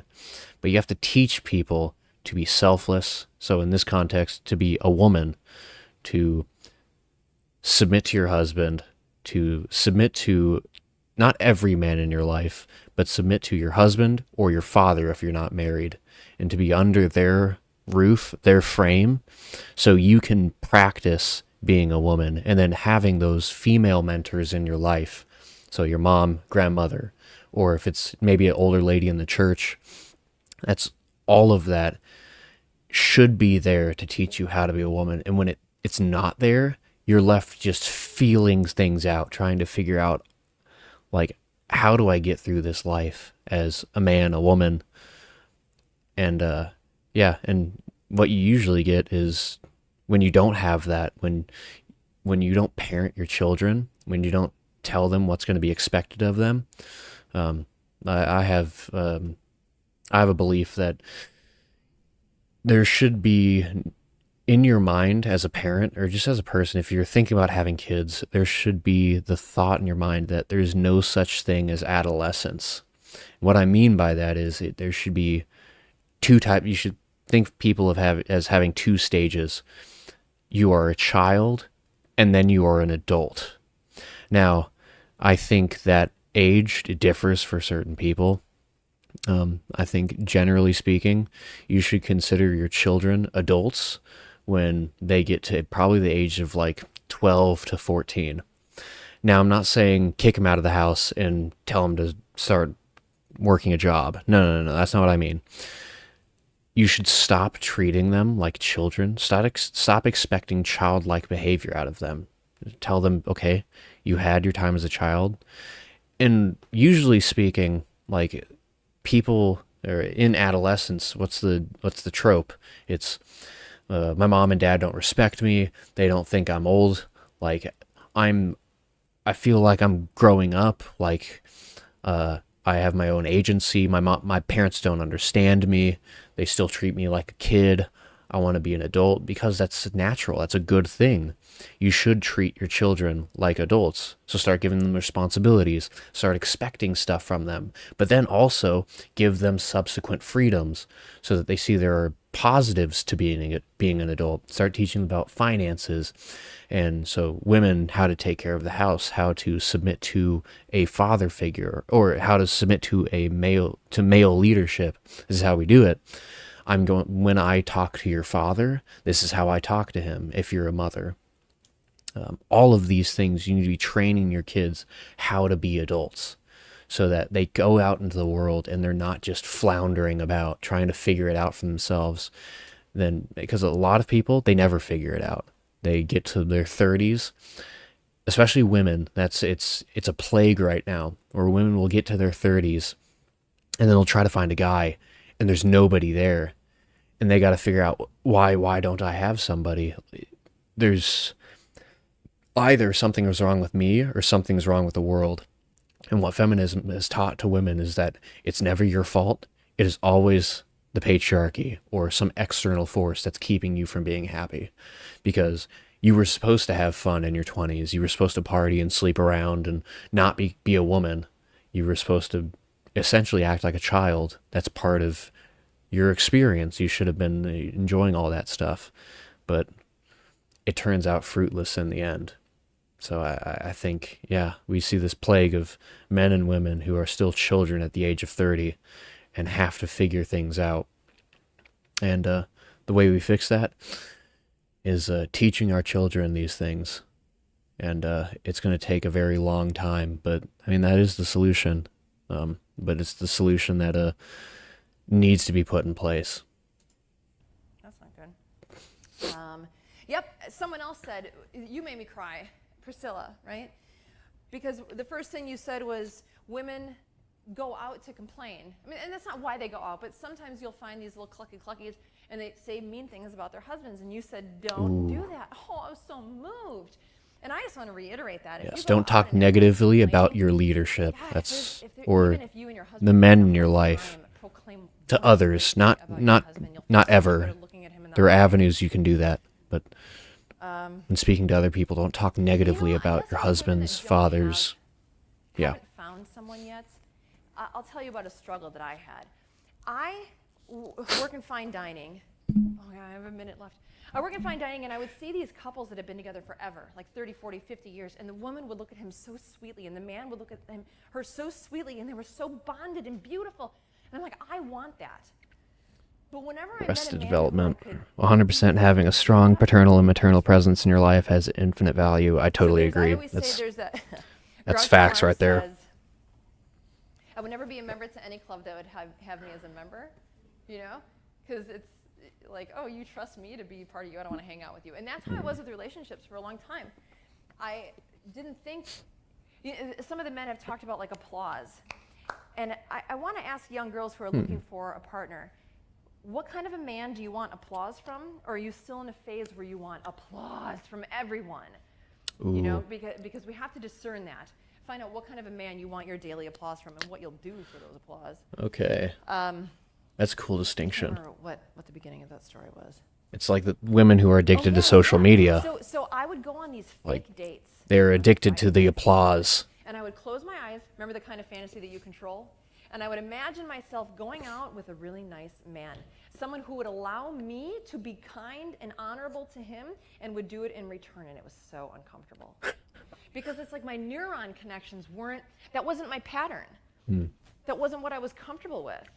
My pattern, you know, like when you meet someone and you're like, I feel like I've known them forever. You have.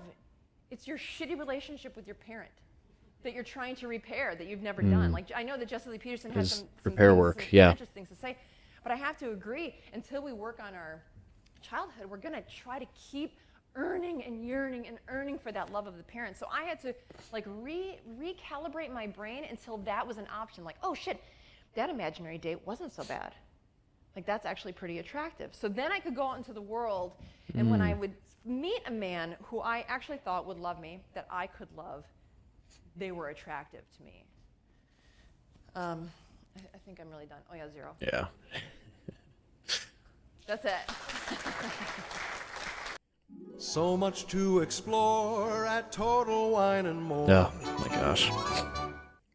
Okay. 6 minutes. Once I got going, you couldn't shut me down. I don't know. There's no one here telling me to shut up. So is there questions or what's the plan? You guys don't have to ask questions. Time for a couple. Couples too.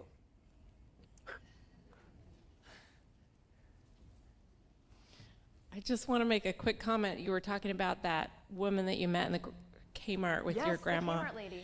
And last night I met you for the first time and we had a short discussion. And when I left, that's how you made me feel. I was like, she was so bright and just fun to be around, and I want to be around her more. And so you are that woman. Yeah, the Kmart. That's all I want in life, is to be the Kmart lady. I should You can see her kind of tearing up right now, because that's like a serious compliment to her. I'll take That's so cool. Anyone else? It went horribly. Oh no. You did great. No, I'm just kidding. Anthony just walked in. So, when we first got to the conference, we talked a little bit about some of the feedback you get on your YouTube channel. Yeah, it's fun. Let's talk about Maywalt and AWalt. What are your responses when men bring that up? How do you fight that urge to prove them wrong? It feels like it's a goad. You know what I mean? Like they want to goad you into a fight by claiming that you couldn't possibly exist as a human being with the thoughts that you have formulated in your own head. You know what I think? Yeah, well, it's just I'll answer for her real quick and then I'll let her answer. Yeah, it's the person that's making this comment, like you could not possibly, it's not necessarily a comment all the time. It's just the thought, how could this person exist and not believe the things I believe? It's assuming that you have thought critically about everything in your life and that anybody else who talks to you and has a different opinion than you obviously has not thought critically about this topic.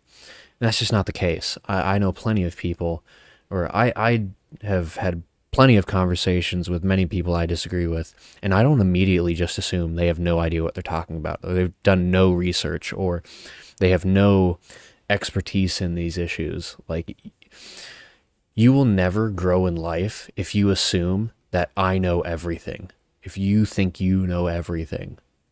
So those are the people that it will lead to fruitless conversations. There's honestly nothing you can do in that conversation to change their mind, or you will not be able to add to the conversation, because they already assume that I have everything figured out. I need nothing from you. Yeah, it's kind of sad. At that point, you have to let them win the argument. Like, it's not worth it. There's nothing you can gain from that. they won't gain anything from it, and you'll just lose time, and time is valuable. Yeah. Think about is the men that, okay, there was some MGTOW who said you need to understand MGTOW, and actually the guy who is watching our dog and cat right now at our house is MGTOW. And I said, yeah, one of our good friends is MGTOW. He's like, no, he's not. No, like, well, why not? Because if your good friend was this, then you would think like I do. I mean, that's not what he said. But it struck me that the men that want me to understand them really need a wife to understand them. I have so many men yelling Because they have nobody in their life like, okay, maybe you do need to go call to be able to talk to and discuss things like this. Yeah. Instead of coming to my YouTube channel to tell me how I'm the worst person ever. But these men would thrive, probably, if they could work on their history, be the best person. If they had an amazing wife to listen to them and be like, yes, yes, oh, I understand. Oh, that Jennifer Molesky, she's so poopy, you know. Then they would be. It's like I'm every MGTOW's punching bag and wife, you know, and that's kind of how I see it. What is MGTOW? I don't know what that means. I'm a woman and I cannot think logically, so that could be totally. It's probably like a male feminist, That's something like that. one of That's what it sounds like. That's one of their shticks. Who created the movement? I think my dad. MGTOW is men going their own way. That's weird. Yeah, okay. Why? Well, I mean, what do we do when I think it's a couple different things. When you can't get what you want, what you think you deserve. There we go. Yeah, men going their own way. When you think that you can't get it, you get mad, and then you're like, well, then I don't want it anyway. And if you've been hurt by someone, you're like, I'm never going to do it again. Yeah. Yeah. So I got to go, but I think Anthony's going to take over now, right? Hey. Good job. Good job. No matter who you are, Let's see if anything. UCI Health is here for you. They've tried to end it like 3 times. I was going to wear this the whole time, Anthony. Oh no. I want one of those hats. That's incredible. I would wear that all the time. We can win. Oh yeah, this happened at the very beginning. Okay, well, joining us from Orlando, Florida, is the man in that clip, Anthony Dream Johnson, who says he wants to abolish Daniel feminism and Radcliffe make women himself. great again. No, but it also says, with the trademark, make women great again. Well, we're always great. I love this. Great again. But they're going to do a 3-day seminar for women led by all men. In mansplaining news, a 3-day conference for women led by men hopes to make women great again. How the 22 convention will make you the greatest you ever. Raise your femininity by 500%. First of all, how is a man supposed to tell a woman how to be the ultimate Lady by herself in the car without a man.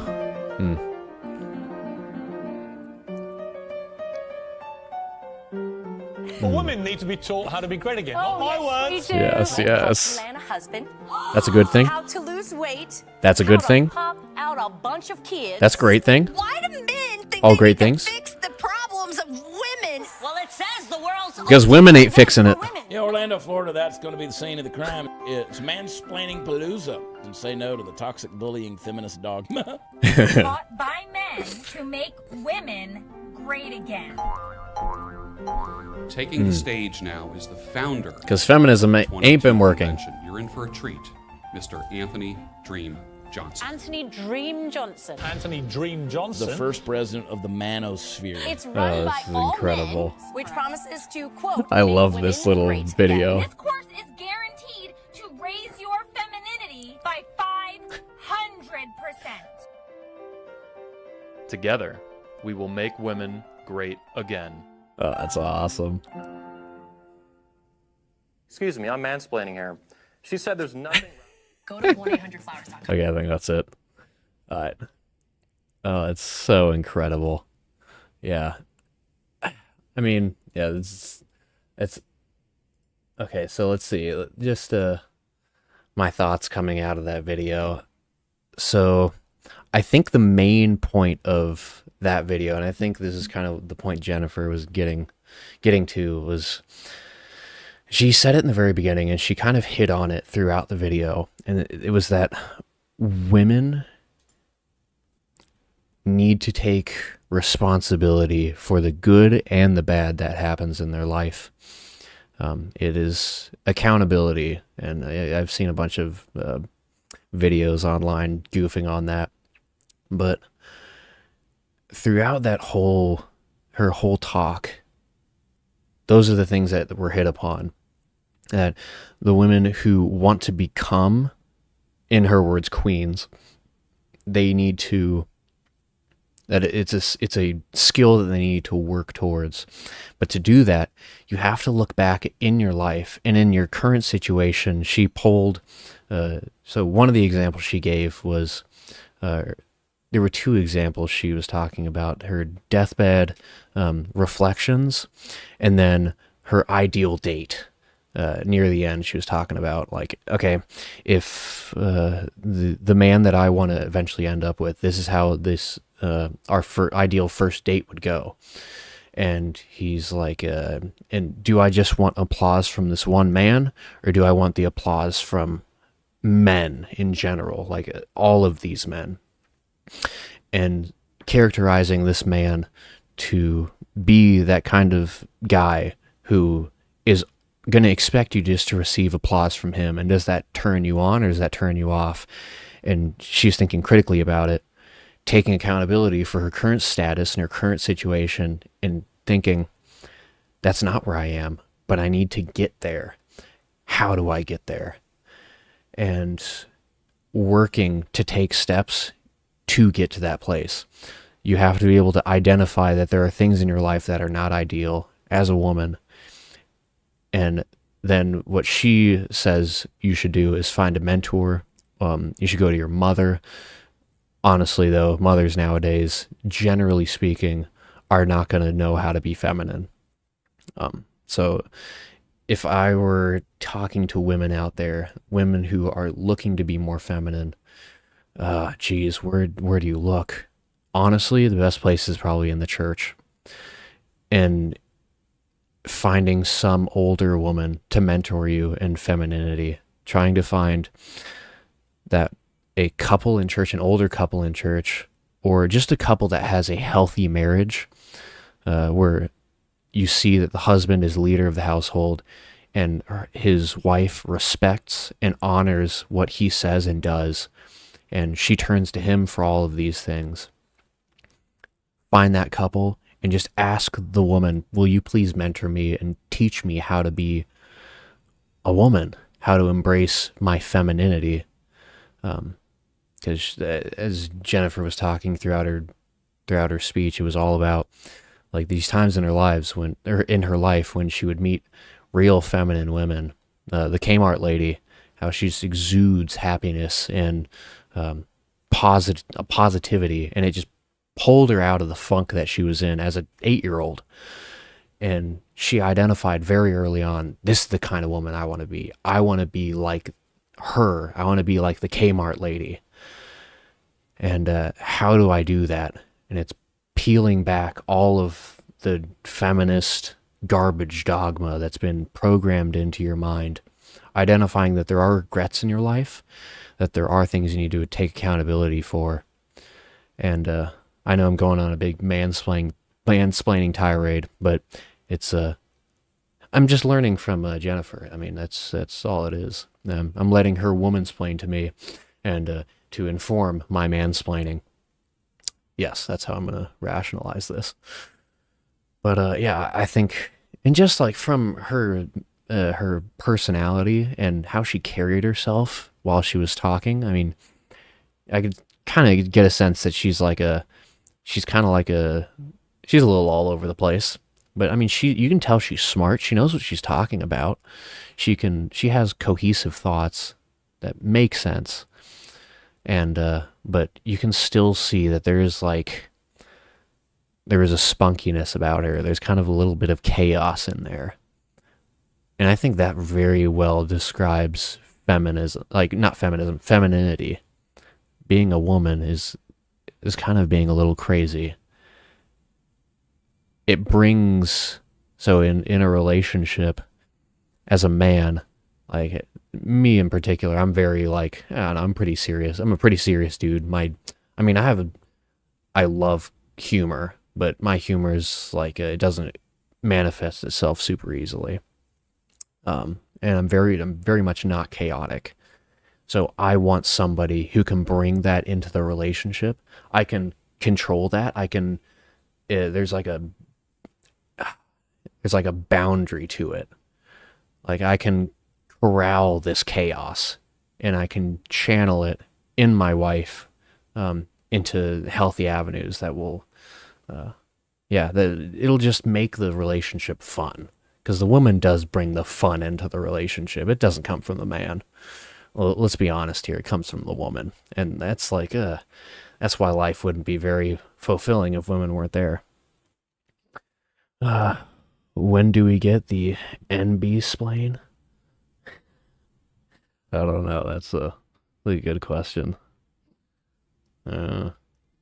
I think one of the things I like, I hit on the Whatever podcast. I can't remember how many episodes ago it was, but I want to be able to get away from the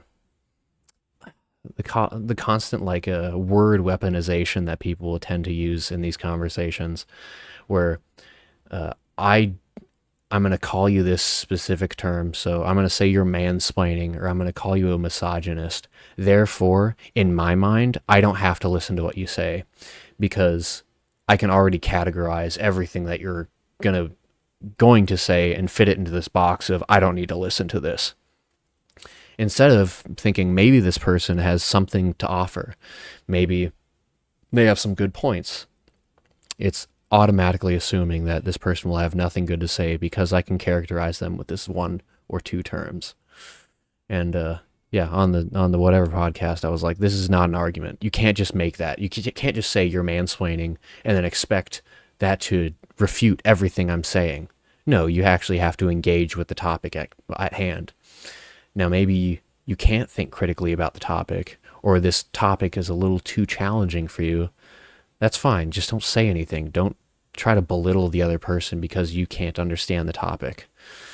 I think it's just an unhealthy place to be. But I think what Jennifer did in this in her talk was, I think it was really good. I would very much recommend women go to her channel. I linked her channel in the description. Men too. Men should also know what to look for in a wife. Our world kind of just lets men flounder about and figure out what do I want? What do I look for in a woman? What are healthy things to look for? And I think if this talk characterized her YouTube channel, I would very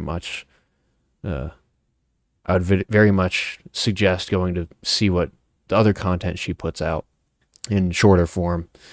But I think it's just so, she gives a positive message. There is hope in what she's saying. And that's, at the end of the day, what's going to change hearts and minds. It is giving this message of hope that you are not stuck in this terrible feminist world. We can get people, we can get society back to a place where we appreciate men for the leadership role and keeping frame. And we can get back to a place where we raise femininity to what it should be. I think that's just it's going to take a long time to get there, and it's going to take a lot of effort. But I think it's important for people like us to get out there, hold our positions, hold our opinions, but do so in love and compassion, and genuinely hear the other people. Hear the person that you're talking to, but don't hold back facts and truth. I think that's what will change hearts and minds. And Gabby, there's nothing wrong with a man explaining something. Yes, there are some that mansplain, but there's a difference between that and just a man simply explaining something. Nothing wrong with that. I totally agree. I actually do agree that there are some people that, well, I don't know. How do you characterize mansplaining? I don't even really know what that means. But like, I think if I were to take a stab at my own definition of mansplaining, I wouldn't even call it mansplaining. I would just like I would say a toxic explanation. It's when you explain something in a very belittling way, like you're calling the person an idiot. Maybe they are an idiot, but you don't need to point that out. It immediately closes somebody's mind if you're insulting them while you're saying something to them. It doesn't change their mind, and it further polarizes people. If you really want to get somebody on your side, you want to see, okay, you are a person, you have value, you are made in the image of God, so you have intrinsic value to you, and I see that, and I understand that. But we have a difference of opinion here, and I'm going to explain to you why that is. Exactly. Being condescending and patronizing. Yeah, that's a good way to put it. You can't be like that. And you will never win somebody over if you're constantly condescending and patronizing. And so one of the last whatever podcast I was on,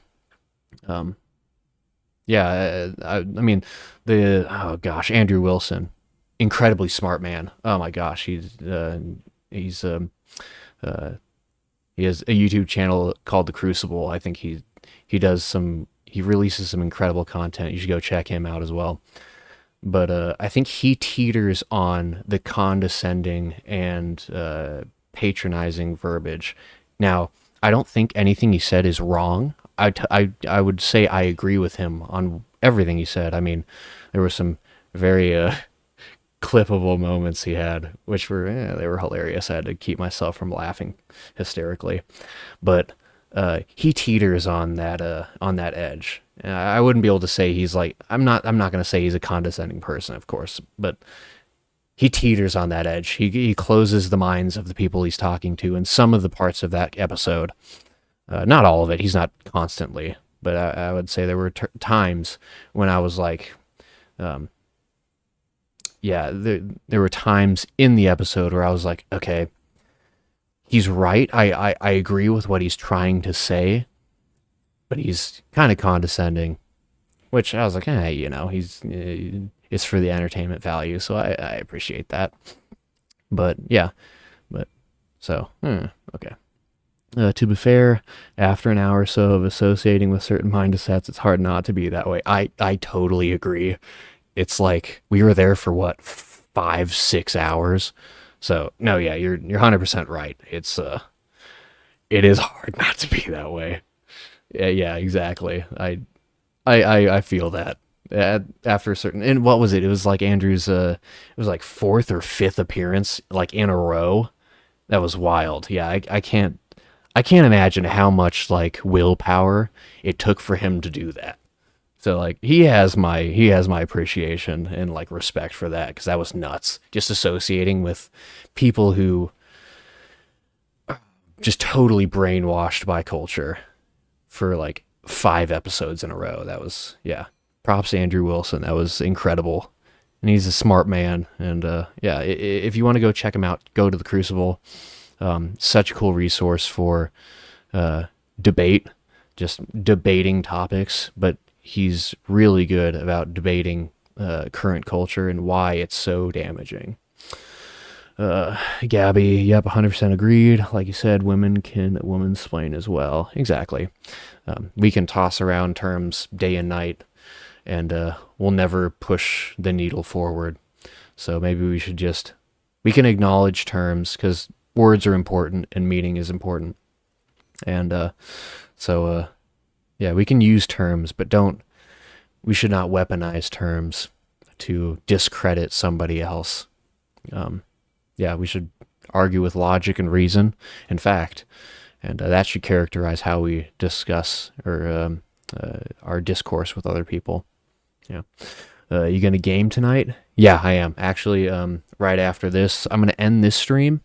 I'm gonna go grab something to eat, whatever, just so I can keep this stream as its own entity. And then I'm gonna jump on a different stream and hopefully jump on with a couple guys and see if we can get some Warzone in, or I don't know, we'll figure it out. But yeah, I am gonna game tonight. Trying to think, is there anything else I want to say? I mean, closing out, go visit Jennifer Molesky's YouTube channel. I'm going to. It's going to be a resource that I go to for a lot of these topics. She seems like she's got some really good content. But yeah, I think that's it. But until next time, thank you guys for hanging out with me and watching a inflammatory video. I had a good time. I'm going to start doing this stuff more often and trying to engage with my community. I'm trying to figure this out, so I don't really publicize my YouTube channel on my socials, just because I'm trying to work out the bugs and get a rhythm so I can eventually push this out to the people that are following me and, you know, maybe build a small army and see where this takes us. I think, yeah, I have a good time doing this, and I enjoy hanging out and chatting with you guys. It's yeah, it's enjoyable on my off days. Yeah. Yeah, you should reinstate your Twitch channel. Yeah, I definitely should. I still, yeah, I got to figure out all this stuff. Because I'm very new to it. I'm trying to see, yeah. There's stuff in the background that I'm working on and trying to see if I can push forward with. I'm trying to take very small steps getting into this game, so I don't bite off more than I can chew and then just quit after like a month, because that's no way to grow your channel. But I appreciate your guys' support. It's so much appreciated. And yeah, hang with me, and I'll see you at the top. All right, until next time, have a good night, and yeah, have a good week.